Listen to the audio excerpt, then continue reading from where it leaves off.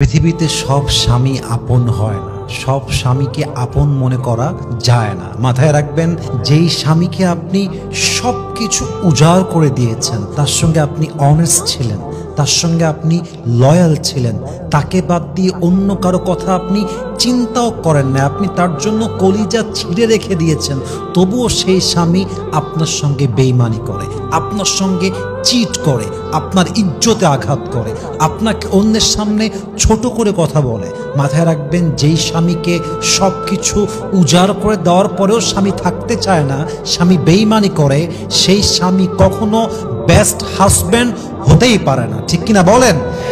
এজন্য আজকালকার যুগে স্বামীকেও বিশ্বাস করতে হয়, মেপে বিশ্বাস করতে হয়।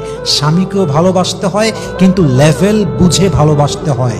আর আজকালকার যুগে যে মানুষ নিজেকে বাদ দিয়ে অন্যকে বেশি ভালোবাসে, তার জীবনে সে সবচেয়ে বড় বেশি বাস খায়। ঠিক কিনা?